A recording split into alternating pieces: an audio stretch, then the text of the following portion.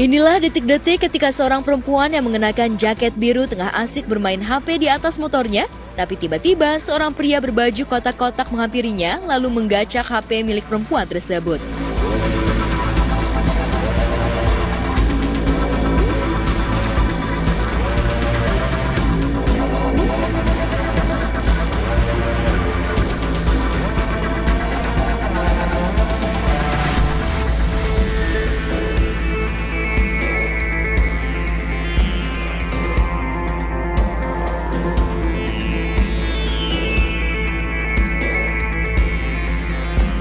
Saya lihat videonya sih si ibu-ibu tuh lagi main handphone ya di pinggir jalan, dan di situ juga si ibu-ibunya nggak sendiri gitu, banyak orang juga sebenarnya gitu. Cuma yang namanya jamret, orang jahat itu nggak pandang bulu, nggak pandang tempat gitu, jadi main ambil aja gitu, nggak peduli tuh ibu-ibu, laki-laki, anak-anak, atau itu di pinggir jalan, atau itu tempat ramai gitu. Aksi jamret ini berlangsung tepat di depan kantor desa Donorojo, Mertoyudan, Magelang, Jawa Tengah. Peristiwa itu terjadi pada Selasa 5 Maret 2024 lalu, tepat pukul 10.22 waktu Indonesia Barat. Korban diduga tengah berhenti sambil memainkan HP, sementara si pria terus mengawasi hingga sukses menjamret HP milik korban.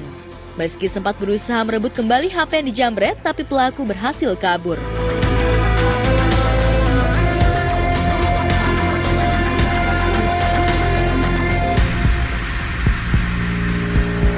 Saran saya sih karena selama ini kan belum ada yang bisa mengatasi si penjamret ini gitu, belum ada efek jera juga buat mereka, jadi terjadi di mana-mana itu udah seperti hal yang biasa gitu. Nah di sini saran saya untuk kitanya yang harus waspada dan hati-hati kalau misalkan kita mau telepon orang atau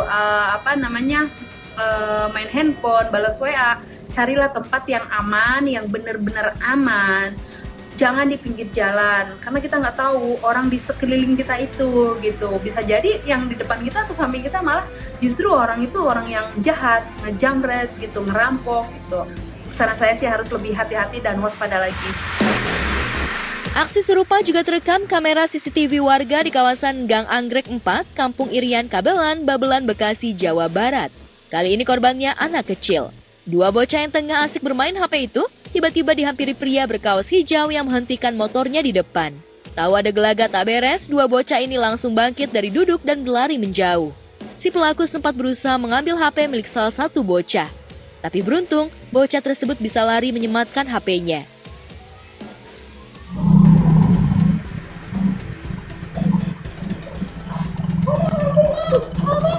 Zaman sekarang tuh udah orang kadang suka mikirnya pendek gitu loh.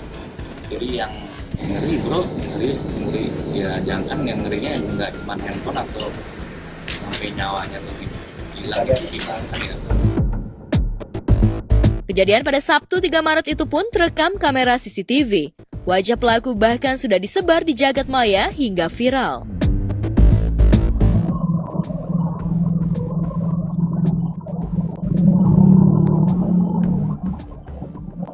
Gue sih lebih ke orang tuanya mungkin lebih jaga, lebih protek. Iya, hasil main dia seperti apa. Di tempat berbeda, Desta Mahendra secara mengejutkan dikabarkan tengah dirawat di sebuah rumah sakit kawasan Jakarta. Melalui akun Instagramnya, ia memberi isyarat jika sakit yang dideritanya adalah demam berdarah alias DBD. Pada postingannya, ia membubuhkan foto dengan tambahan jenis nyamuk yang kerap menyebabkan demam berdarah. Finally, yang membuatku bisa istirahat. Demikian tulis Desta sambil membubuhkan foto nyamuk DBD. Pada postingan lainnya, presenter ini juga tampak bahagia meski dalam kondisi sakit lantaran ditemani ketiga putra-putrinya. Yang pernah aku bilang ke teman-teman sebelumnya dari dulu sampai sekarang, ya beliau masya Allah sih, beliau baik banget sama aku ya kita kan hidup tuh udah bareng-bareng kan udah 10 tahun ya, terus sampai sekarang pun kita tetap membangun co-parenting yang baik gitu, pastinya buat anak-anak gitu. Belum diketahui apa mereka menginap menemani ayahnya bersama sang bunda Natasha Rizky atau hanya menjenguk sebentar saja. Yang jelas meski keduanya sudah resmi bercerai, baik Desta maupun Natasha masih sama-sama saling memberi perhatian terutama untuk anak-anaknya. Natasha selalu menyempatkan anak-anaknya untuk bertemu Desta. Desta pun selalu support dengan kegiatan Natasha, termasuk belum lama ini ketika mantan istrinya itu baru saja launching buku terbarunya. Di media sosial, bahkan Desta getol mempromosikan karya mantan istrinya hingga mengajak warganet untuk membeli buku garapan mantan istrinya tersebut. Secara personal pun emang hubungan kita juga baik gitu ya. Jadi nggak ada yang perlu diiniin sih sebenarnya, memang saling support aja. Kayak dia juga misalnya lagi bikin karya apa gitu kan, pasti aku pun juga support dia gitu. Kayak kemarin gitu deh, aku juga pas dia di Kaundingan aku juga support. Jadi ya simple aja sih, kayak saling gimana sih, kayak temen, kayak semangat. Sementara berita duka juga tengah menyelimuti kediaman komedian Sri Mulat Polo. Polo dikabarkan tutup usia sekitar pukul 12:10 waktu Indonesia Barat. Ia menghembuskan nafasnya di sebuah rumah sakit kawasan Bekasi, Jawa Barat setelah menderita paru-paru akut hingga sakit komplikasi lainnya. Lantas bagaimana keterangan putra Polo saat detik-detik berpulangnya sang ayah? Kemarin baik bang, kemarin udah sehat 3 hari itu udah sehat, ngajak jalan-jalan. Tapi tadi pagi bapak sesek, udah langsung saya bawa ke rumah sakit. Sampai di rumah sakit langsung ditanganin sama dokter. Saya minta yang terbaik sama dokter, yang terbaik buat bapak. Amin. Sesek, bapak ada sakit paru-paru. Jam 11 itu sebenarnya sudah nggak ada, tapi masih diusahakan sama dokter. Saya bilang dokter, tolong kalau bapak saya masih bisa diselamatkan, tolong dokter, apapun caranya, saya bilang sama dokter. Tapi ternyata Tuhan lebih sayang sama bapak.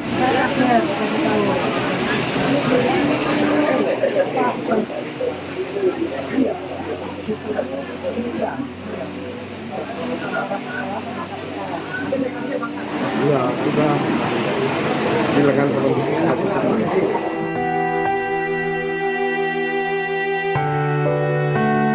Kepergian Polo bukan saja menjadi duka bagi keluarga dan orang terdekatnya. Kepergian pemilik nama Christian Barata Nugroho di usia ke-61 pada Rabu kemarin juga cukup mengejutkan sejawatnya di Sri Mulat, salah satunya Kadir yang mengaku telah mendapatkan kabar. terus tadi malam apa tadi pagi ya yang dia nge-share di danau apa tadi malam sore ya di Danau Sumarekon, dia bilang, Lur lagi istirahat lagi ini apa namanya cari udara segar di Danau Sumarekon, dia bilang gitu.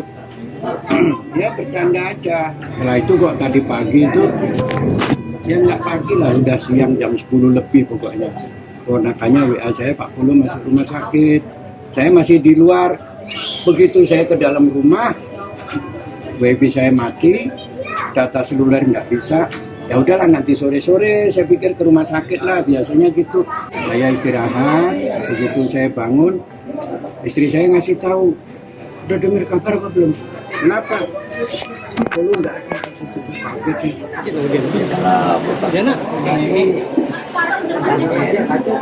Diana, syuting bareng sama Madi Polo sama Mas Devi sama teman Simulat gitu ya.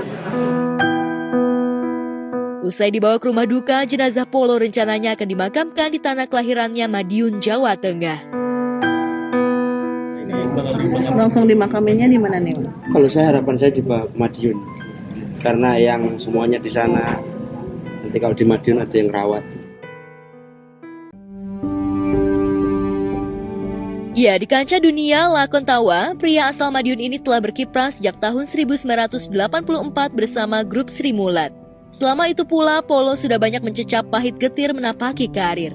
Meski namanya tak sementereng Tarzan, Nunung, Doyok, dan sejumlah nama tokoh-tokoh Sri Mulat lainnya, namun sosok Polo yang selalu memerankan asisten rumah tangga di nyaris setiap lakon Sri Mulat bersama tandemnya Tesi, tetaplah punya ciri khas, terutama dari penampilan kumis dan candanya yang konyol sebagai asisten rumah tangga. Saya bangga saya. Apa itu artinya? Saya dari begitu keluar saya kenal lagi kok Polo kerja di sini. Nggak maju-maju. Emang pernah ketemu dulu di mana? Satu alma mater. Oh iya. Pernah kuliah bareng. Sama-sama ambil S1, ya S1 saya S2. Oh, tahu aku. Apa? Di penjara tuh. lawan identik jadi kan selalu itu yang akan bilang mudah-mudahan si kejadian anak ini bisa menjadi tidak terhormat Itu banyak. Saya nggak bisa milih. Yang luar biasa. Sangat cerdas, pandai menyusun kata-kata, dan sangat religius. Pak Polo itu orangnya humble sekali ya. Jadi supel, pintar bergaul. Sangat menyenangkan, pergaulannya sangat menyenangkan. Di namanya sempat menjadi kontroversi setelah terjerembab ke lubang hitam narkoba bersama Tesi, Doyok hingga komedian Sri Mulat lainnya termasuk Nunung. Tapi belakangan Polo yang dikenal cukup dekat dan mudah menyapa sejawat selebriti ini mulai menata hidup barunya. Tapi sakit paru-paru yang sudah dideritanya sejak tahun 2022 itu telah membuat tubuhnya rapuh. Pak Polo mulai dulu sakitnya yang saya tahu, satu kena kencing manis ya. Kedua dia punya penyakit paru-paru. Nah, sampai badannya turun terus habis masuk rumah sakit. Setelah itu sembuh ya, dan biasanya perawatannya kan 6 bulan ya. Beberapa tahun kemudian kambuh lagi ya guys ya. Dia tuh sesek terus, nafasnya yang dikeluhkan napasnya. Setiap hari itu bawa oksigen, mana-mana bawa oksigen dia itu. Jadi setiap kambuh ada oksigen, yang tabung yang gede itu loh. Dalam kerapuhan tubuh itulah ia kemudian memilih vakum dari dunia hiburan. Bahkan di detik-detik jelang kepergiannya ke pangkuan ilahi, Polo sempat berencana akan tinggal menetap di Madiun, kampung halamannya, untuk melewati masa di sisa hidupnya. Tapi takdir berkata lain. Pagi pulang ke Madiun. Ini nyariin ini, Jos dicariin ini dari kemarin. Terus pulang. Bapak pengen pulang ke Madiun. Hanya itu dia ngomong itu. Iya. Ngajak saya pulang ke Madiun. Bapak maunya pokoknya pengen pulang ke Madiun.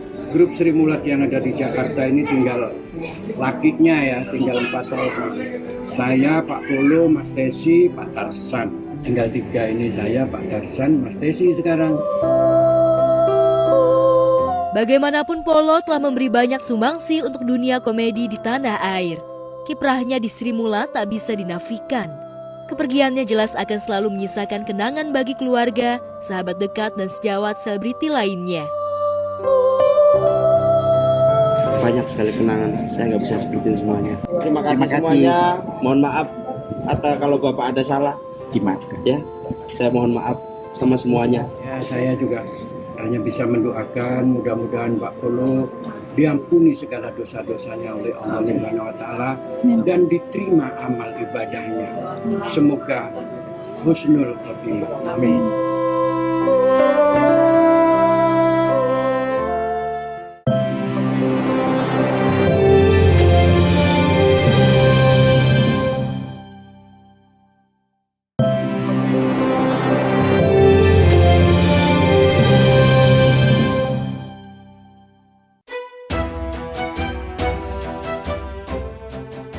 Momen lamaran seorang pria viral di media sosial. Pasalnya, momen lamaran pria yang tak diketahui namanya tersebut berbeda dari yang lain. Saat mengurai momen perkenalan pertama dengan calon istrinya, sang pria bukannya memuji namun malah merosting. 9 tahun yang lalu kami kenal di kampus. Karena satu jurusan. Awalnya saya kira Nisa ini adalah guru ngaji. Karena kerudungnya seperti guru ngaji. Dan saya pikir waktu itu seperti guru ngaji yang lain pasti orangnya sabar.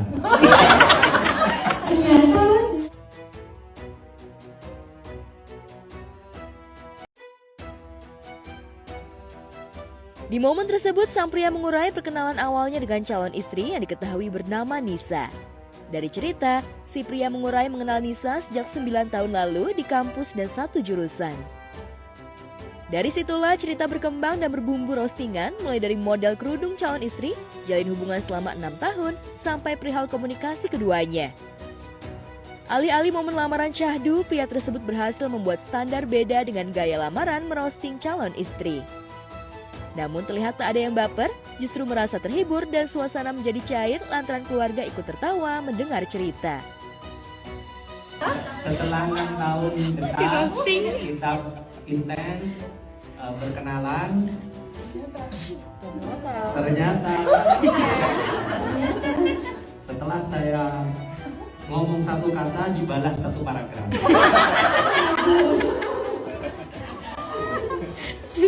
Saya ngomong satu paragraf dibalas satu bab. Kalau saya balas lagi satu bab, skripsi selesai.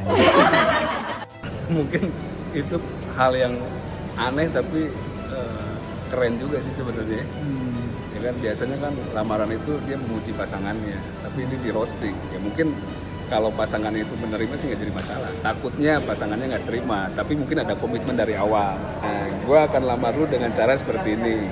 Mungkin itu hal yang baru yang akan yang akan menjadi sesuatu yang baru juga.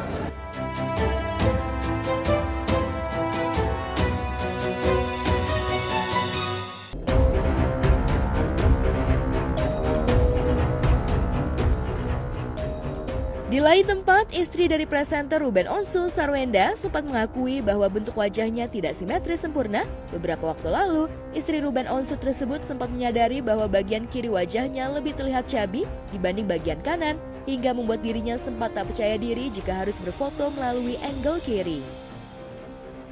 Kadang foto perlu angle karena yang sebelah sini tuh lebih cabi gitu loh, dan bukan menurut aku, ternyata setelah diukur emang iya. Jadi kadang kalau misalnya benang jadinya ditariknya sini yang lebih ditarik karena emang di sini yang lebih cabi gitu. Biar koreksinya kanan kiri itu lebih balance. Ya. Karena kan kita juga kena lighting, kena semuanya gitu, dari penampilan juga dibutuhkan gitu. Sebenarnya kan kadang kalau misalnya kita kerja atau kayak gimana kan kita suka senyum kan ya. Nah makin suka senyum kan senyuman sininya makin dalam gitu. Jadi menurut aku daripada makin dalam lagi ya dikurangin kan nggak mungkin hilang total gitu kan ya. Jadi ya kenapa nggak kayak perlahan gitu biar lebih kelihatan awet muda juga.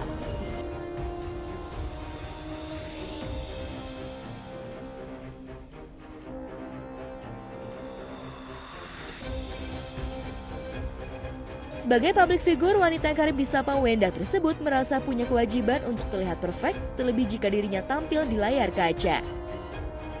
Lantaran hal tersebut, Wenda akhirnya memilih untuk melakukan perawatan tanam benang di salah satu klinik kecantikan di Jakarta.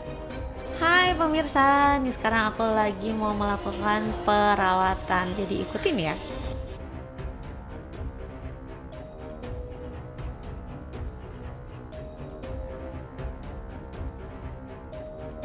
Iya santai banget karena menurut aku ini juga udah anestesi, jadi ya posisinya aku juga yang paling penting adalah pasiennya udah percaya dikerjakan di tangan yang terpercaya, jadi pastinya pasiennya lebih tenang. Jadi kira-kira pengerjaannya itu yang pertama untuk pasien pada umumnya di anestesi oles dulu, setelah itu baru kita pasangkan benangnya gitu. Oke, jadi di bagian pipi atas kita gunakan dua, lalu untuk bagian bawah satu pasang dan bagian samping dua.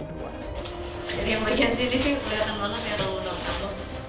Karena kan kita kadang ada cabi di sininya, ini naik banget. Ininya lebih shaping.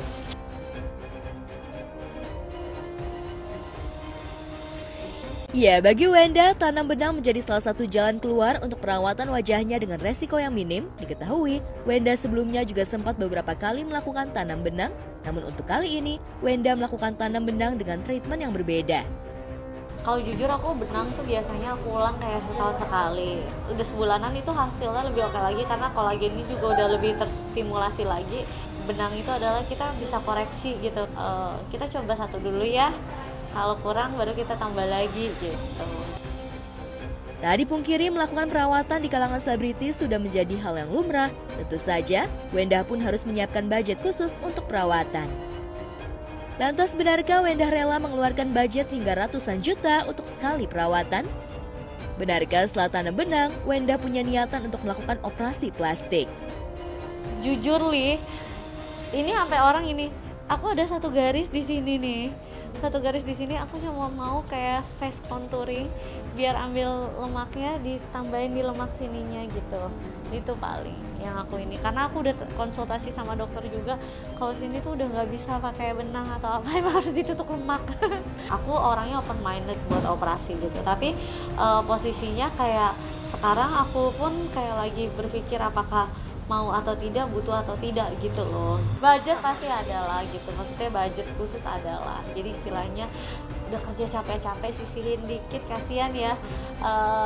Badannya juga minta dikasih jatah uang kayaknya ya buat penampilan menunjang kerjaan lagi nantinya gitu. Usai perawatan, Wenda sempat berbagi cerita perihal anaknya Bertrand Peto dan Thalia yang sempat mengalami sakit demam. Rupanya keduanya beberapa hari sempat tidak masuk sekolah lantaran sakit.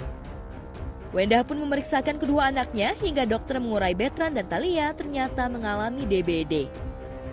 Sebenarnya yang pertama demam itu Cici Thalia, besokannya Onyo demam gitu. Onyo lagi mandi, kayaknya dia pusing, dia jatuh di toilet. Kaget lah aku, takut kena kenapa-napa, langsung bawa ke rumah sakit CT scan sekalian periksa darah apa-apa, ternyata DBD. Cici Thalia tadinya aku mau masukin juga, dia nggak mau, nangis-nangis masih mau sekolah dulu karena dia hari Jumat ada perform. Jadi aku bilang hari Jumat perform selesai kita langsung ke rumah sakit ya. Ternyata pas cek darah dia juga DBD, berdua dirawat lah di rumah sakit, itu demam-demam loh. Beruntung Wenda sigap membawa anak-anaknya ke dokter, saat ini Bertrand dan Thalia sudah sembuh. Meskipun sempat juga terjadi tragedi Bertrand terjatuh di kamar mandi dan Wenda sedang tidak di rumah. Namun bersyukur Bertrand tidak mengalami luka dan tidak lecet. Gak ada luka, gak ada lecet, justru kan takut di dalam kan, aku takut kebentur kepala atau apa gitu, jadi di CT scan untungnya gak kenapa-napa gitu.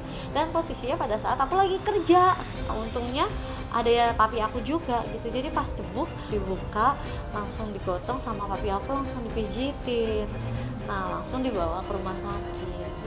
Akhirnya Cici Thalia udah sembuh duluan, trombositnya udah naik duluan, terus masih Onyo sehari, Onyo baru keluar, besokannya trombositnya udah mulai naik.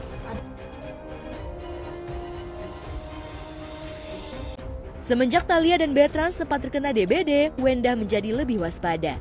Kediamannya pun langsung difogging untuk memberantas nyamuk. Tak hanya menjaga kesehatan anak-anaknya, Wenda juga menjaga kesehatan sang suami Ruben yang dikabarkan harus jalani terapi. Selain itu, Wenda juga rajin menyiapkan kebutuhan dan obat-obatan untuk Ruben, serta selalu saling mengingatkan satu sama lain untuk jaga kesehatan. Ya dia udah tau lah kayak gimana yang terbaik buat kesehatannya dia juga gitu, jadi kita sama-sama ya saling ngingetin. Kalau aku kan emang biasanya semua vitamin yang harus dia makan itu biasanya udah aku pack-packin, jadi tiap hari dia udah tinggal makan aja. Jadi kadang kalau misalnya dia udah cek darah, misalnya cek darahnya hari ini bulan ini kebutuhannya apa-apa aja, itu biasanya aku yang tambahin, aku yang bulan ini nggak usah ini, bulan ini gini, jadi udah diaturin.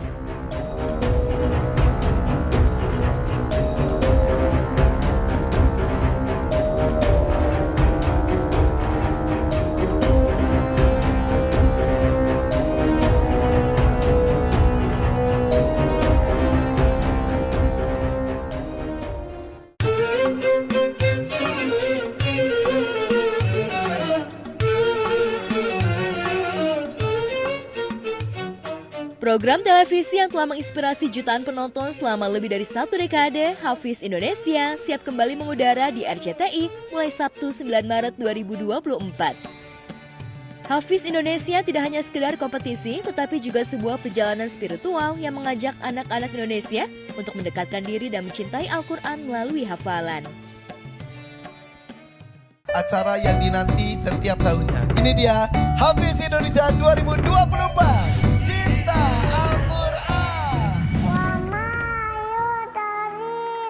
Ketika hari ini kita menyaksikan umur 5 tahun hafal Al-Quran, subhanallah, kenikmatan tak terhingga, bahagia sekali. Masya Allah.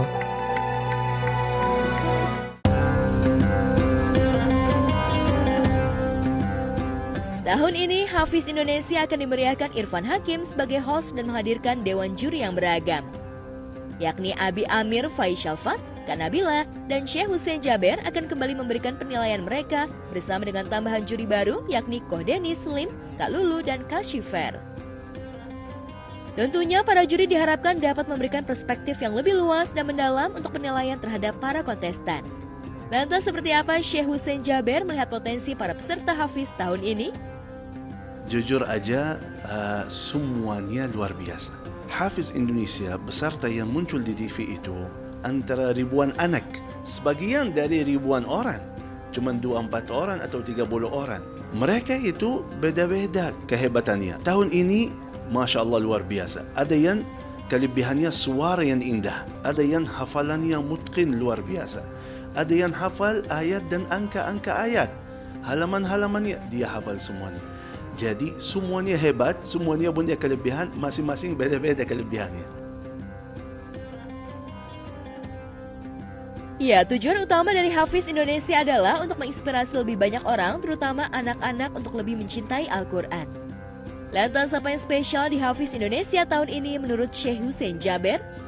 Tahun ini lebih luar biasa. Beda dengan tahun-tahun yang sebelumnya.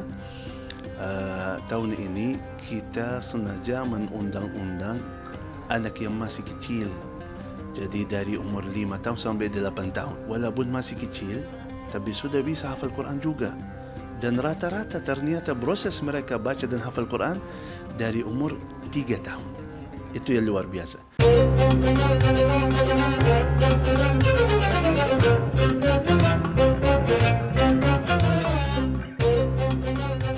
Melalui program Hafiz Indonesia, RCTI berharap dapat terus menyebarkan pesan positif dan memotivasi generasi muda untuk mempelajari dan mengamalkan ajaran Al-Quran dalam kehidupan sehari-hari.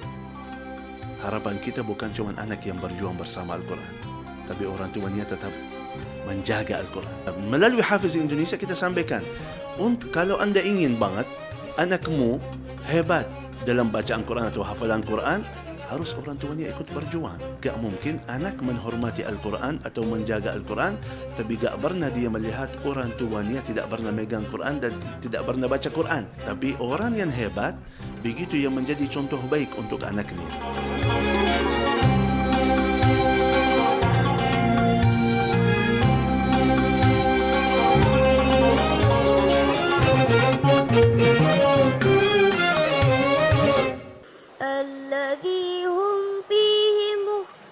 Alhamdulillah Allah kasih jalan buat bisa numpang ke surga. Ada istilah simple tapi penuh makna, numpang ke surga. Kita ini semua mah duduk di sini, Kak Irfan, semua kita pengen numpang ke surga. Karena kita ini bukan nabi, nggak pernah bisa ada jaminan kita masuk surga gitu.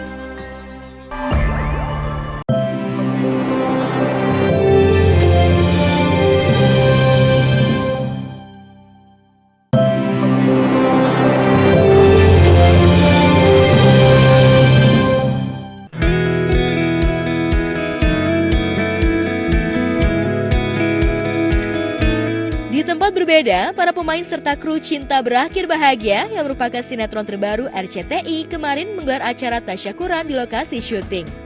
Ya, tayang perdana pada 5 Maret lalu, para pemain seperti Krisdiana Baharudin, Angela Gelsha, Laura Moon, Randy John, Reza Pahlevi, dan Shirley Margareta merasa lega dan bahagia, serta berharap jika sinetron Cinta Berakhir Bahagia bisa diterima oleh pemirsa setia RCTI. Saya melihat jalan ceritanya ini agak sedikit berbeda dari sinetron yang pernah saya jalani sebelumnya. Ceritanya menarik, terus banyak sekali konflik-konflik yang terjadi di dalam sinetron ini. Iya. Terus udah gitu karakternya sendiri yang saya peranin itu agak sedikit berbeda dari karakter yang saya mainkan sebelumnya. Mungkin itu. Kalau aku sendiri pertama aku ditawarin ini tuh, jadi awalnya tuh manajer aku menawarkan 2 pekerjaan maksudnya di bulan yang sama. Terus tiba-tiba jadi ada dua job, ada sinetron yang ini dan ada 1 film. Tiba-tiba film itu diundur-undur terus gitu loh. Jadi kayak aku tadinya ngambil film, yang tiba-tiba diundur lagi kan jadinya kesabaran ya, pengen kerja namanya juga cari uang buat beli susu ya saya ya, beli perlengkapan bayi pokoknya. Jadi saya ambil yang pasti-pasti saja. Jadi saya ngambil sinetron, nah habis itu ke kantor aku dikasih judulnya apa, terus dikasih ceritanya apa. Terus langsung kayak seru banget, ceritanya bagus juga ya gitu, kayak beda gitu, lumayan challenging juga karena aku di sini menjadi bukan diri aku 150.000, 775.000 derajat berbeda daripada ya aku seperti ini gitu kan. Nah tapi di sinetron ini aku harus kayak ya aku harus berubah menjadi Randy John. Aku ngambil karakter Pasha tuh dari Randy karena Pasha itu orangnya kalem, terus orangnya judes, jutek, tegas. Kalau di sini aku sebagai Adisti, jadi Adisti itu dia tulang punggung keluarga, anak perempuan pertama. Dan dia ini hampir dijual sama ibunya untuk untuk bayar utang-utang yang ada di keluarganya gitu. Dia benar-benar pekerja keras banget, dia rajin ngambil lembur, pokoknya perempuan idaman banget lah gitu. Duh, kalau yang ini ya saya udah lama di MNC bikin, saya udah lama ini. Tapi ini liku-likunya sangat luar biasa ya. Jadi secara penceritaannya harus kita robah ke sini, sampai kita pada satu titik yang benar-benar udah nyampe. Ada berapa revisian, ada edit segala macam sehingga menjadi sesuatu yang benar gitu. Ya, oh iya, jadi kita bukan ganti cerita, tapi alurnya yang harus kita tarik dulu supaya jadi yang benar. Nah, pemain juga begitu ngerasakan. Setelah kita robah dulu merasa, ini yang benar. Sebelumnya, para pemain juga menggelar nonton bareng tayangan perdana sinetron Cinta Berakhir Bahagia. Lantas seperti apa harapan pemain untuk sinetron ini? Ya, kayak tenang aja guys. Insya Allah kita keluarga sih. Kita cari nafkah untuk keluarga. Insya Allah berbuah hasil yang baik. Iya. Yang nonton juga suka. Dan bisa menikmati sama semuanya. Yang kita sudah bekerja dengan sepenuh hati, mudah-mudahan diterima dengan sepenuh hati juga. Betul. Selama ini kita semua sudah memberikan yang terbaik, revisi juga beberapa kali, gonta-ganti cerita lah, apa segala macam itu kita banyak banget ada perubahan sampai benar-benar mateng sekarang. Jadi perjuangan kita untuk sinetron ini semuanya luar biasa banget dan ya aku yakin penonton pasti bakalan suka banget sih dengan ceritanya. Fokusnya. Ya, bagi Christiana bermain di Cinta Berakhir Bahagia memang menjadi pengalaman pertama baginya bermain dalam sinetron stripping. Berperan sebagai Pasha dan harus beradu akting dengan Angela Gilsha yang memerankan tokoh Adisti seolah menjadi tantangan tersendiri bagi Christiana, apalagi ini pertama kalinya Christiana beradu akting dengan Angela. Lantas seperti apa Christiana membangun chemistry dengan lawan mainnya? Ya, kita udah kenal dari 2015. 2015 ya? Ya, 2015 kita udah kenal lama. Jadi kayak udah tahu Randy John juga bodo amat udah kenal lama ini. Kalau sama Adisti, kita baru kenal semua. Jadi jujur kita baru kenal semua itu ya baru kenal. Lu cuma kenal sama gue kan sini. Iya, betul. Iya. Jadi semuanya tuh kita baru kenal kecuali sama Randy dan Randy sama gue. Ya udah gampang banget ternyata semuanya baik-baik sekali. Asik semuanya dan kita nyambung semuanya. Cara ngobrolnya juga sama meskipun Randy jarang ngomong tapi sekalinya ngomong lucu gitu. Semuanya nggak ada yang mempunyai tebing-tebing tinggi untuk nggak bisa dilewatin. Maksudnya kayak mereka saling membuka satu sama lain. Kalau misalnya mau tag juga kita sharing dulu, Ren kalau kayak gini enak nggak sih Ren gitu. Kalau atau sama Adisti, kalau atau sama Angel, kalau misalnya aku kayak gini kamu kayak gitu boleh nggak gitu. Terus kata Angel, ya kita sharing lah, pokoknya sharing untuk memberikan yang terbaik untuk sinetron ini. Betul.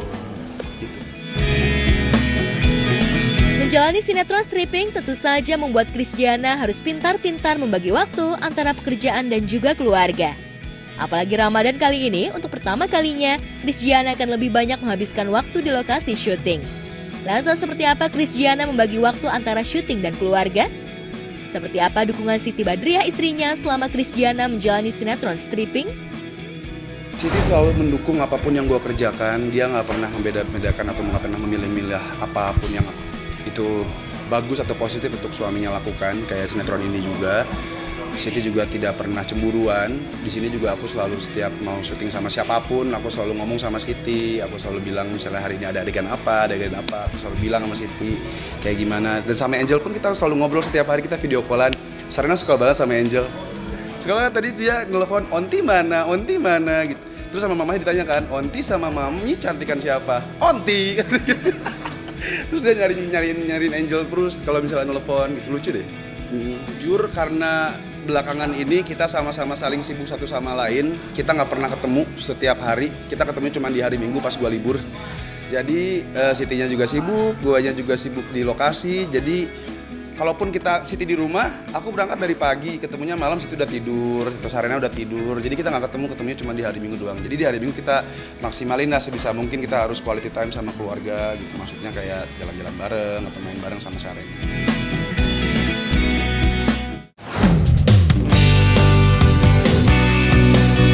Konser Taylor Swift di Singapura menyedot perhatian publik. Pasalnya, sejumlah pesohor tanah air maupun luar negeri rela datang ke Singapura untuk bisa menonton konser Taylor Swift.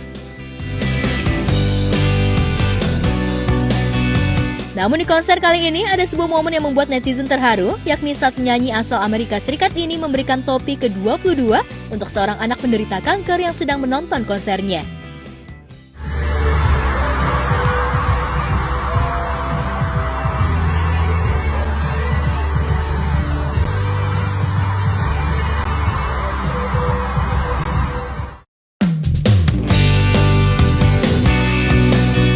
Di sisi lain, para selebriti tanah air pun sengaja terbang ke Singapura untuk nonton konser penyanyi idolanya. Di antaranya Marshanda atau yang akrab disapa Caca yang mengajak Sienna nonton konser Taylor Swift.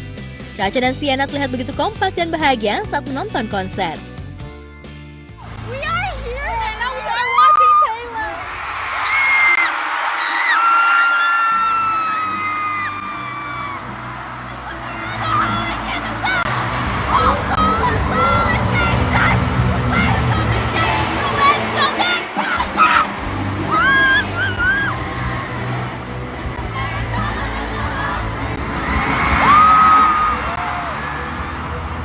The concert's finished.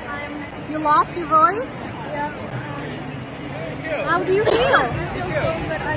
How do you feel? I feel amazing and like just retired.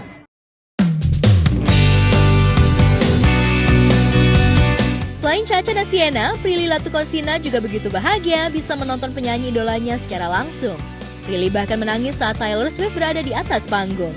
Sementara itu, Iis Dahlia dan putrinya Salsha Dilla juga antusias menonton konser Taylor Swift.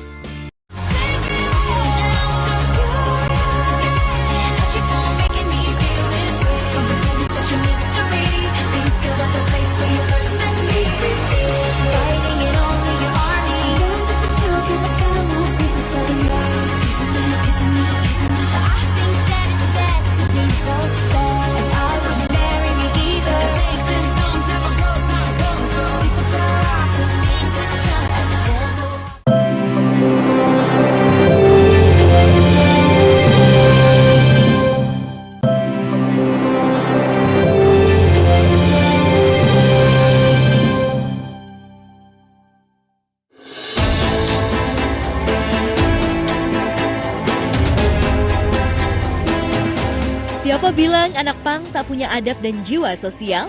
Sebuah peristiwa yang terjadi di Jalan Ahmad Yani, Kota Batu Malang, Jawa Timur justru menunjukkan bahwa anak pang cinta damai dan punya jiwa sosial yang tinggi. Seperti kejadian yang terekam dalam video berikut ini menggambarkan betapa sigapnya anak pang membantu ibu-ibu yang nyaris terjatuh karena motornya diserempet mobil di jalur lampu merah. Diduga karena berhenti mendadak menjelang lampu merah, mobil hatchback putih menyenggol motor si ibu hingga motor matic itu tergeletak di aspal, sementara si ibu limbung nyaris terjatuh. Beruntung 3 orang anak pang datang menolong si ibu dengan mengangkat motor itu dan meyakinkan si ibu tidak cedera. Sementara pengemudi mobil putih itu tak terlihat membuka jendela, apalagi turun untuk meminta maaf. Bisa jadi pengemudi mobil putih itu beruntung karena ia bertemu dengan anak pang yang cinta damai dan baik hati.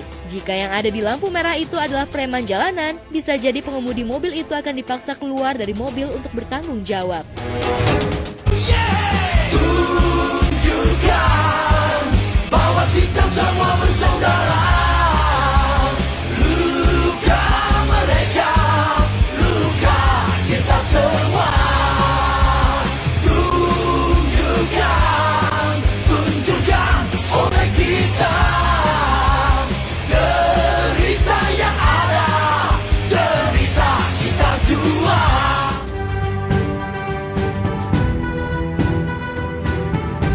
Ya, mungkin anak-anak pang itu tidak mengecap pendidikan tinggi seperti pengemudi mobil putih, tapi mereka punya adab dan rela membantu sesama tanpa pamrih. Dalam video itu terlihat jelas jeda lampu merah masih lama, si ibu kembali naik motornya, dan si pemilik mobil putih pun memajukan mobilnya sampai garis batas berhenti, tapi ia tetap tak membuka kaca mobilnya. Anak pang punya hati dan si supir mobil itu nggak punya hati. Sehat-sehat anak pang. Demikian komentar akun @argbintang. Lantas, apa kata selebriti tentang anak-anak pang berhati malaikat itu? Saudaraku yang pergi, tinggalkan tugas untuk kita. Linangan air mata, jadikan lautan bermata. Besarnya bencana, lebih besarlah hikmahnya.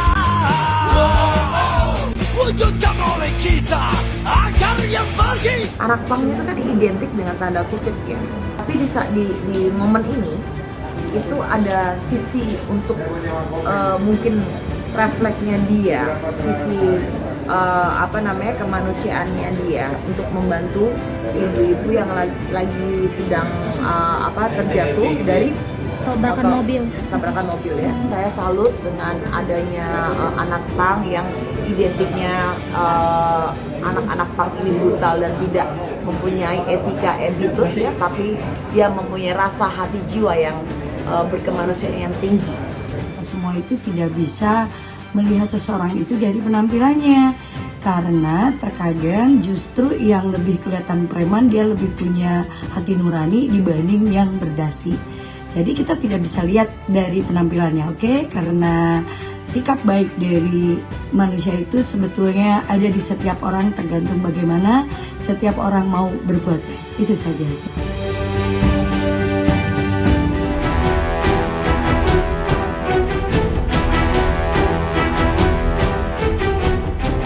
Beralih ke Jakarta Timur, sebuah peristiwa yang bikin geger sebagian warganet terjadi di sebuah warung kopi yang cukup ramai pengunjung. Video yang diunggah oleh akun @memomedsos itu memperlihatkan seorang pria tengah mencoba menghidupkan motornya yang diparkir di depan warung kopi. Saat di starter diduga karena gas nyangkut, tiba-tiba saja motor itu melaju liar ke arah dalam warung kopi hingga menabrak meja dan kursi terdekat. Beruntungnya meja dan kursi yang ditabrak itu tengah kosong sehingga tidak ada orang yang cedera. Namun pengunjung warkop di meja berikutnya nyaris keseruduk motor itu.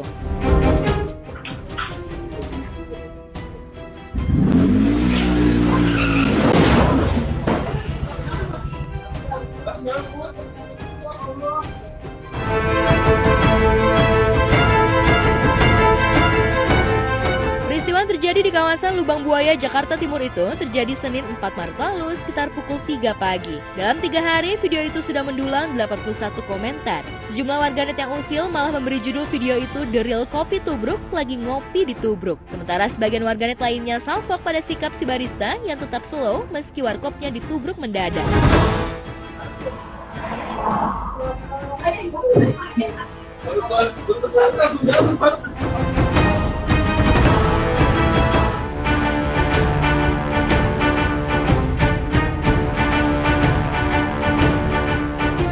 Sidang kasus penipuan dan penggelapan yang menahbiskan Christopher Stefanus Budianto alias Steven sebagai terdakwa kembali digelar di Pengadilan Negeri Jakarta Selatan. Pada sidang yang beragendakan mendengarkan jawaban majelis hakim atas eksepsi yang dibacakan pihak Steven pada 27 Februari lalu itu, Jessica Iskandar selaku pelapor memang tidak datang. Namun kemarin untuk sidang beragendakan mendengarkan pembuktian dari pihak JPU itu, Jedar datang bersama Vincent Verhaak suaminya. Jedar yang mengaku rugi 9,8 miliar pasca berbisnis rental mobil bersama Steven, berharap Steven mendapatkan diganjar dengan hukuman maksimal. BAP-nya diambil 4 November 2022 atau 4 November 2023, bukan di bulan Agustus. Ya, kasus sudah pernah diperiksa ya di BAP ya? Saya? Ya. Sudah yang mulia. Keterangannya di BAP sudah benar? Sudah benar ya mulia. Terkait sidang hari ini adalah agendanya saksi dari pihak jaksa penuntut umum. Yang dihadirkan dalam sidang hari ini ada sekitar 5 saksi, baik itu saksi dari pelapor yang namanya Sujatmiko, ada juga saksi yang namanya Jessica Iskandar, ada saksi yang bernama Vincent, ada saksi yang bernama Mulya Yawati, itu katanya ART atau pembantu rumah tangga atau asisten, dan yang terakhir ada Pak Agung Setiawan, itu dari kepolisian terutama di bagian Patwal. Kronologi yang memang terjadi ya emang apa adanya kan korban ya, jadi kalau ditanya saya jawab ya, jadi itu memang hak daripada terdakwa ataupun penasihat hukumnya. Tapi kembali lagi bahwa klien kami tadi dihadirkan itu untuk bercerita, memberikan keterangan sesuai faktanya.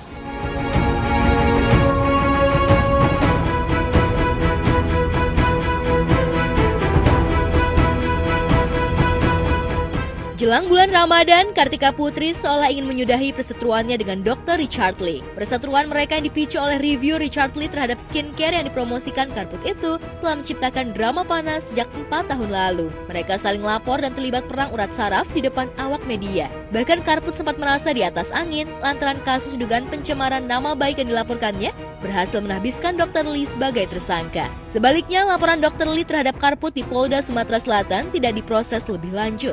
Saat Dr. Lee dipenjara karena dugaan akses ilegal terkait bukti yang sudah disita polisi, Karput dan Habib Usman suaminya sempat menyatakan Dr. Lee telah menerima balasan atas perbuatannya. Tapi siapa sangka saat Karput berharap laporannya dilimpahkan ke kejaksaan karena sudah P21, Dr. Lee justru menang pada sidang pra-peradilan yang digelar di Pengadilan Negeri Jakarta Selatan November 2022 silam. Kemenangan itu membuat status tersangka dalam kasus pencemaran nama baik dan akses ilegal otomatis gugur. Bukannya berdamai, setelah itu Karput dan Dr. Lee masih getol saling sindir. Bahkan saat Karput mengalami penyakit kulit, Dr. Lee terkesan mengamini pernyataan netizen yang menyebut Karput kena azab akibat gengsi minta maaf setelah berbuat salah. Lalu benarkah setelah disentil netizen dan Dr. Lee, Karput mendadak ingin bertabayun dengan dokter kecantikan asal Palembang itu? Saya nggak menilai ya, saya sendiri saya nggak terzolimin. Mungkin dia sendiri juga merasa terzolimin, tapi kan masyarakat bisa menilai.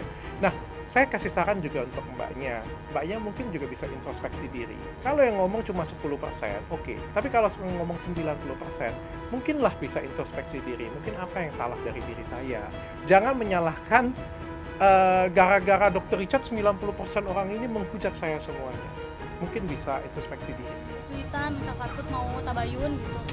Ya itu ya, jadi yang gini, dia kan selalu overclaim kalau dia itu menang di perkaranya dia. Jangan overclaim lah, tapi pada saat dia overclaim begitu, Habib tuh selalu mengingatkan, sayang udah biarin dia senang dengan keputusannya, biarin dia beryuforia, mudah-mudahan dengan kebahagiaannya dia berhenti untuk memfitnah kamu. Ya, saya nggak punya permasalahan dengan suaminya, tapi sekali lagi saya bilang menjadi suatu kewajaran. Cerita ini akan saya ingat sampai kapanpun, apalagi setelah kejadian semuanya ini beliau memilih diam, tidak minta maaf.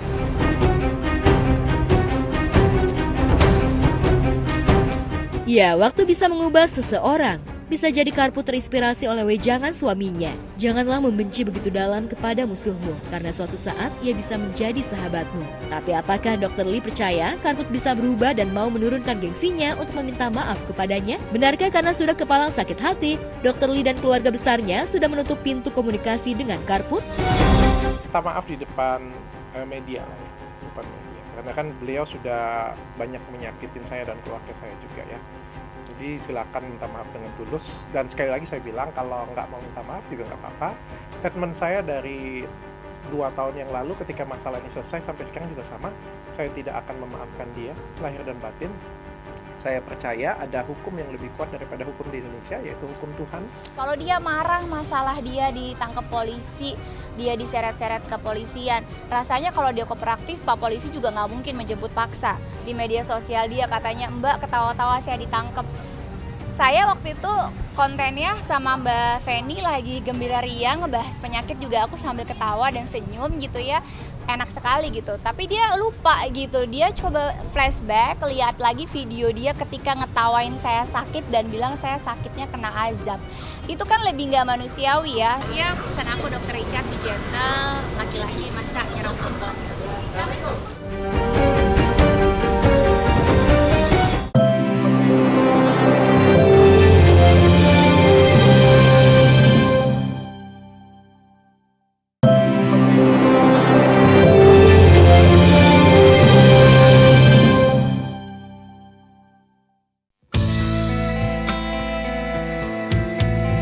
Pemirsa, jelang Ramadan, Anggia Perez, adik almarhumah Julia Perez, menyempatkan diri untuk berziarah ke makam almarhumah sang kakak.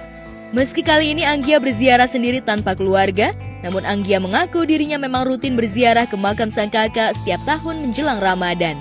Alhamdulillah setiap tahun pokoknya keluarga tuh selalu mengusahakan untuk datang ziarah ke makam almarhum. Jadi walaupun kita nggak barengan karena kan anak-anak di sekolah, terus mamaku juga kan tinggalnya beda sama aku. Mama nanti juga pasti datang kok ziarah. Pasti 7 tahun berlalu itu makin berasa ya, makin lama itu kita makin kehilangan orang tuh makin berasa sekarang, makin ya Allah, makin ada aja yang di pikiran, yang pasti penyesalan juga pasti ada, rasa sedih juga ada, cuman kan kita kan menguatkan diri, yang terjadi sudahlah yang terjadi, terus sedih juga tidak boleh berlarut-larut, kita harus juga tetap menjalani hidup. Jadi tetap harus mendoakan. Kalau kata orang-orang kan lebih baik kita mendoakan almarhum supaya almarhum juga di sana kan mendapat kesejukan dengan dari doa-doa dari keluarganya. Ya, sudah 7 tahun kepergian Jupe, namun Anggia selalu merasa sedih jika mengingat almarhum kakaknya. Banyak kenangan dan nasihat-nasihat sang kakak yang selalu diingat dan tak bisa dilupakan. Apalagi jika bulan Ramadan, almarhumah Jupe selalu mengajarkan kepada dirinya untuk selalu berbagi meski kondisi mereka tengah kekurangan. Ya, zaman dulu kan kita ada sahur on the road ya, masih ada zamannya sahur on the road. Jadi Kak Jupe itu yang ngajarin keluarga itu untuk berbagi di saat bulan Ramadan.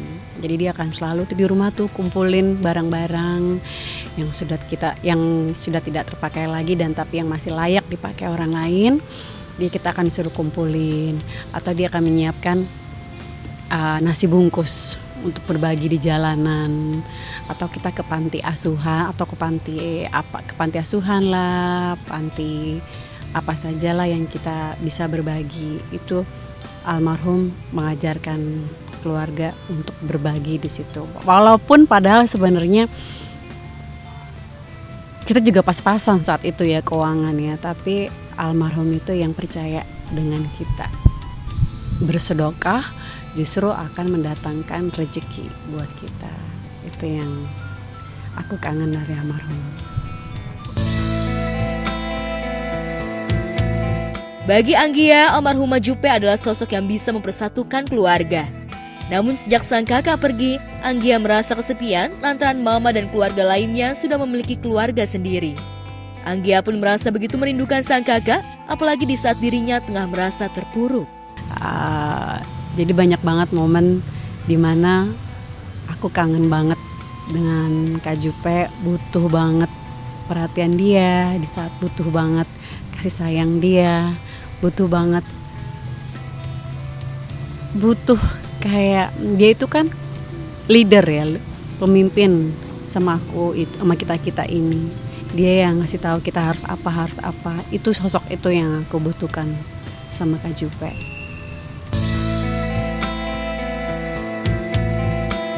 Di sisi lain, Anggia dan keluarga tengah berusaha mewujudkan keinginan terakhir almarhumah Jupe yang ingin memiliki rumah singgah untuk anak-anak penderita kanker. Ya, sebelum meninggal, Jupe memang tengah membangun sebuah rumah singgah untuk anak-anak penderita kanker. Namun sayangnya, sejak Jupe meninggal, keinginan tersebut belum bisa terwujud. Lantas benarkah keluarga Jupe akan kembali mewujudkan impian almarhumah untuk memiliki rumah singgah?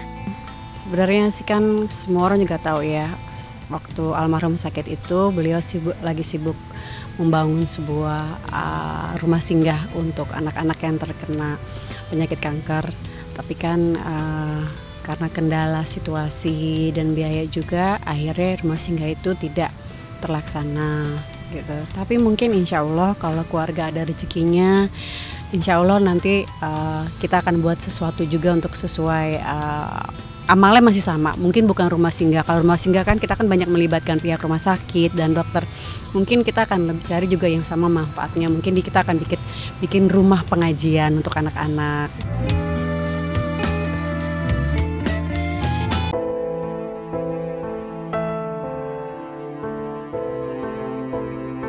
Sama halnya dengan Anggia, Ustazah Pipik Dian Irawati atau yang akrab disapa Umi Pipik pun beberapa waktu lalu berziarah ke makam almarhum Ustadz Jeffrey Al-Bukhari bersama para jemaah pengajiannya.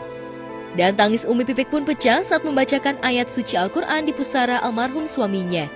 Lantas benarkah hingga kini Umi Pipik masih merindukan almarhum Uje? قال الذين كفروا للذين آمنوا أنطيع من لو يشاء الله الأمر إن أنتم إلا في ضلال مبين ويقولون متى هذا الوعد إن كنتم صادقين لا ينظرون إلا صيحة واحدة فهم يحسبون.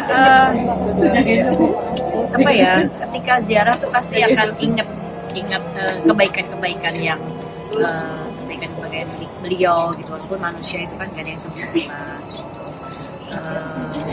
Saya nggak sempurna, beliau nggak sempurna, tetapi bagaimana dalam perjalanan hidup kami berdua itu banyaklah lika-likunya, banyak ujiannya. Jadi ya yang kami ingat hanya ya kebaikan-kebaikan saja gitu. Kalau keburukan kan nggak perlu diingat lagi gitu. Jadi itu yang membuat sedih lah pasti ya, karena ingat juga beberapa kali kalau saya lagi sedih gitu terus suka datang gitu di mimpi gitu. Kayak pas jadi itu aja sih. Selalu ingat kebaikan-kebaikannya. Gak mungkin asbab beliau saya nggak mungkin bisa dakwah keliling gitu.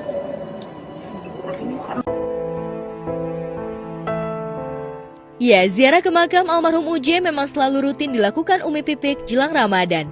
Selain berziarah, kabarnya Umi Pipik dan keluarga almarhum Uje akan menggelar acara munggahan yang akan dilakukan beberapa hari jelang Ramadan. Memang saya ada rencana sama keluarga besar almarhum juga, keluarga besar Uje, kayak apa sih namanya munggahan ya. Biasanya memang saya rutin seperti itu, satu hari sebelum Ramadan tuh saya undang semua di rumah makan-makan, silaturahmi lah gitu. Datang ya saya undang-undang. Ramadan kali ini memang berbeda dengan Ramadan tahun sebelumnya. Jika sebelumnya Umi Pipik selalu menjalankan ibadah puasa bersama anak-anak, namun kali ini Umi Pipik hanya menjalankan puasa bersama Ayla lantaran Abizar tengah menjalani syuting selama 1 bulan full di Semarang untuk film terbarunya.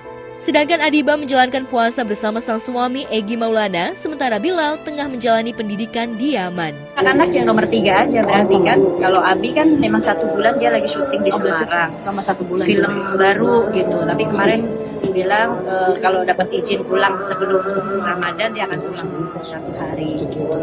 Kalau yang Bilal kan ditarik nggak mungkin dia pulang karena emang harus 3 tahun dulu di sana. Dan anaknya menikmati alhamdulillah gitu ya. Terus ya paling Adiba kalau misalkan pas memang Egy-nya lagi nggak tanding ya bisa Ramadan di malam Ramadan tuh bisa di rumah ramai bareng. Ya, tak ada anak-anak di sampingnya saat Ramadan tentu saja membuat Umi Pipik sedih. Namun Umi Pipik berharap di Ramadan pertama anak-anak bisa berkumpul untuk buka puasa bersama. Kemarin juga sempat video callan karena syutingnya di kampung saya kan di Semarang. Kamu nggak mau pulang? Umi aja kesini kan kampung Umi gitu malah. Gimana sih kamu aja yang pulang gitu. Umi aja kan sekalian ziarah ke orang tua kan orang tua aja juga udah meninggal. Ya udah, insyaallah deh. Udah jalanin aja deh gitu sambil doain anak-anak gitu. Semoga mereka ya menjalankan ibadah dengan baik di sana. Apa sih yang paling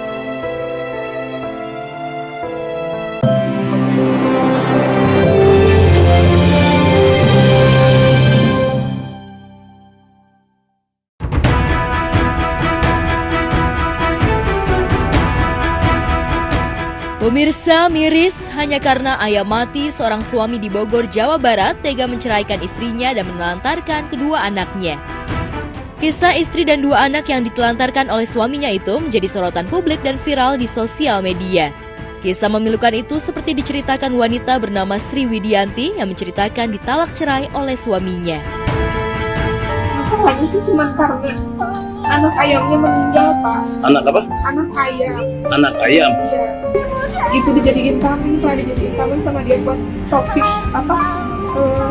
berantem saya sama dia. Sampai terus kenapa dia bilang yang kasar-kasar lah. Misalkan saya udah minta maaf, tapi kok dia katanya nggak mau lalu. Ya, apa yang terjadi pada diri Sri tak pernah terbayangkan olehnya sebelumnya. Penyebab perceraian dirinya dan suami hanya karena ayam peliharaannya mati. Usai dicerai suaminya, kini wanita itu harus hidup luntang-lantung bersama buah hatinya. Sambil menggendong anaknya, ia menangis terseduh-seduh, menceritakan bagaimana kisahnya bisa diceraikan oleh pendamping hidupnya selama ini. Menurut Sri, suaminya menceraikan gara-gara ayam yang ia pelihara bertelur, namun sayang dari 8 telur itu, hanya 4 yang menetas dan 4 lainnya mati. Walau ia sudah meminta maaf, namun sayangnya suami tetap menceraikan dirinya.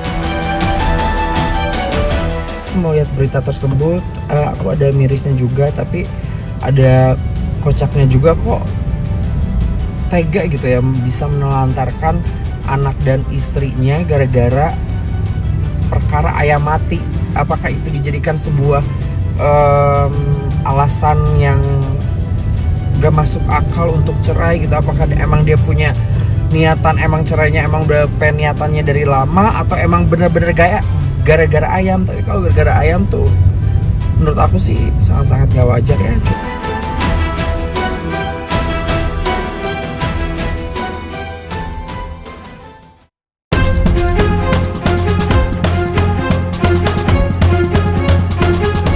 Sementara itu di tempat lain viral detik-detik istri sah gerebek suami yang diduga tengah selingkuh dengan wanita lain di sebuah rumah yang tidak diketahui lokasinya. Dalam video yang beredar, istri sah tersebut mendatangi rumah yang terdapat suaminya di dalam rumah itu sedang bersama wanita lain. Mengetahui informasi suaminya ada di rumah itu, istri sah pun kemudian menggedor pintu hingga berkali-kali.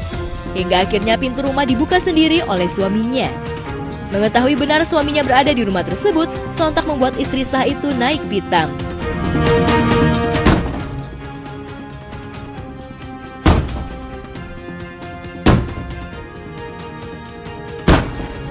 Keluar!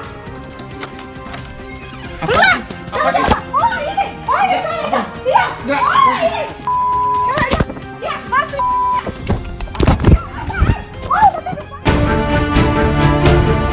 Menurut informasi, pernikahan istri sah dengan suaminya telah berjalan 9 tahun dan memiliki 3 orang anak. Kejadian istri sah melabrak suaminya itu sudah kesekian kalinya sejak dari tahun 2020, tulis istri sah dalam keterangannya di akun TikTok Dila21 beberapa hari lalu. Usai video itu viral, suami tersebut kemudian membuat surat pernyataan di hadapan istri sah yang tidak akan lagi menjalin hubungan terlarang dan tidak lagi menghubungi wanita selingkuhannya.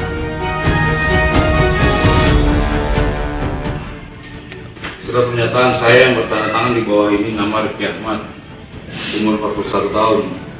Yang pertama, pihak kedua nama Ratu Balkis, umur 34 tahun. Kami berjanji tidak akan saling menemui satu sama lainnya, tidak menjalin hubungan dalam bentuk apapun, dan mengakhiri apapun yang tidak pernah kami sempat. Tidak sempat kami memulai. Saya yang bertanda tangan di bawah ini, Ratu Balkis 34 tahun. Kami berjanji tidak akan saling mencari satu sama lain, tidak menjalin hubungan dalam bentuk apapun, dan mengakhiri apapun yang tidak pernah kami mulai. Demikian surat ini kami buat tanpa ada paksaan dari pihak manapun.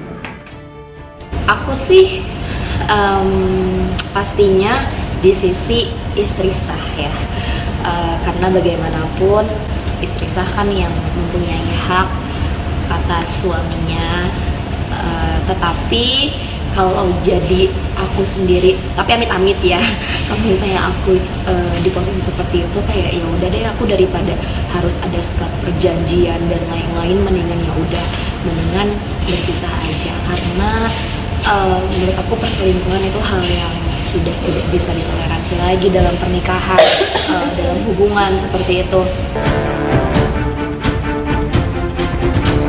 Sementara itu, sidang mediasi Inara Rusli dan Virgon dalam kasus pengalihan royalti lagu kembali digelar di Pengadilan Negeri Jakarta Pusat yang digugat Inara. Persidangan kali ini merupakan sidang mediasi kelima mereka bertemu di meja hijau. Benarkah ada perkembangan positif di sidang mediasi yang digelar Rabu kemarin itu yang mengarah ke perdamaian?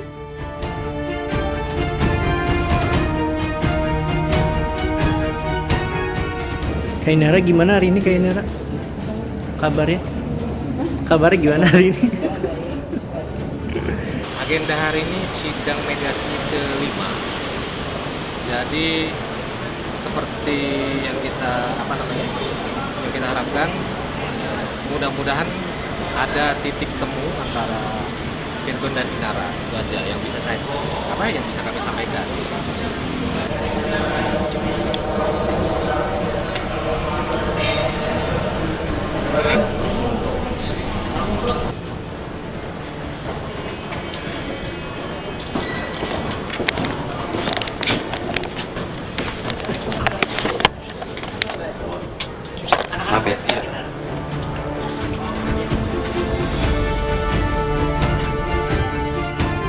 Namun sayangnya, Virgon enggan buka suara dan berlalu begitu saja dari pertanyaan awak media yang telah menantinya.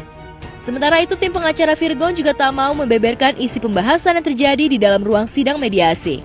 Alasannya karena hal itu masih menjadi pokok persidangan yang tidak bisa disiarkan ke publik. Karena draft apa yang menjadi butir kesepakatannya tidak bisa kami sampaikan di publik. Oh, kita nggak bisa ungkapkan itu ya. Jadi karena memang ranahnya rahasia atau private.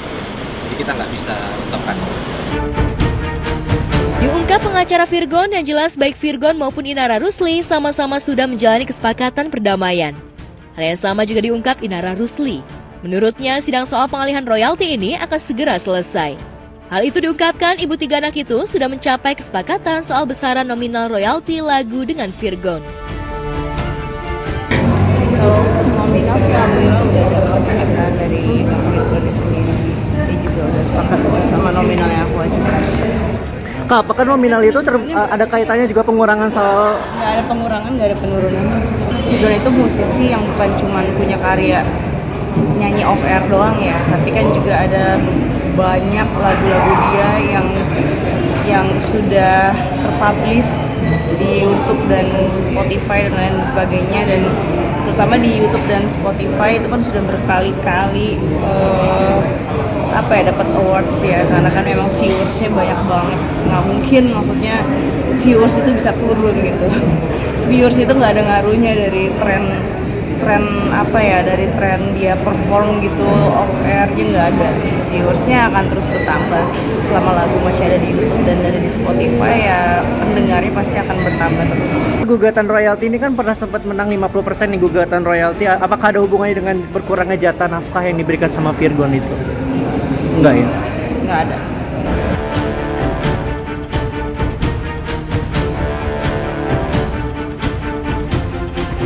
Inara ingin agar kasus pengalihan royalti itu segera selesai sebelum bulan puasa. Karena baik Inara dan Virgon ingin menjalani ibadah puasa dengan khusyuk. Jadi mereka berdua berharap masalah ini cepat menemui titik temu dan ada kesepakatan bersama. Mediasi lanjutan akan digelar kembali 13 Maret mendatang.